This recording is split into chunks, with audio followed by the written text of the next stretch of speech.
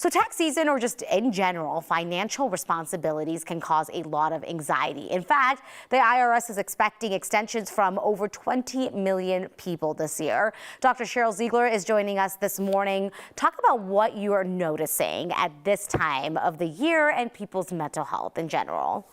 Well, money is a source of huge stress for many, many people. And so it actually gets studied by the American Psychological Association.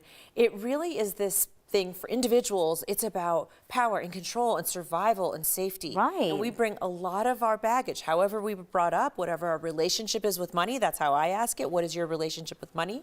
That comes into it. And then if you're a married couple, it's really, now you've got two people who come in, and so it's a cause of stress, it's even a cause of anxiety, and so it can have physical and mental health outcomes, detrimental ones. So it's something to really pay attention to. Okay, so because, I mean, it's like central to our lives, right? Like we're not operating without it, especially around tax season. You're looking at how much maybe you're getting reimbursed, how much you maybe owe. What are you advising to people to help them navigate that?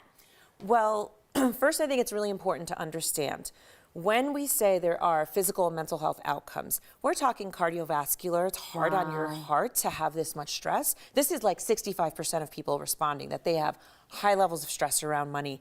And also insomnia, right? You're losing sleep and those kinds of things. So I think if you are together as a couple, that one thing to realize is you got to talk about your money stories.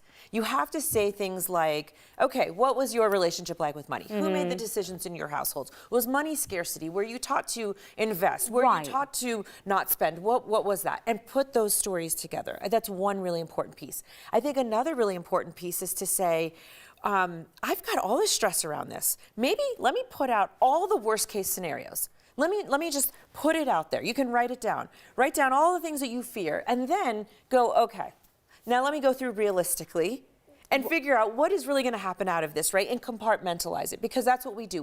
What we call catastrophize. Yeah. When we have a lot of anxiety, we make up these worst case scenarios. And then the other piece is you really have to figure out, how can I do this differently maybe next year? Don't procrastinate. Procrastination is really stressful. Yeah, I love it, because otherwise you have these like half what if stories that just kind of like start blending together into one giant nightmare, and it's hard to kind of get out of that. When you talk about the physical reaction to it, how quickly does that settle in? I mean, is it just I've had heightened stress around tax season and that would be enough to have that physical side effect, or does it have to be longer than that?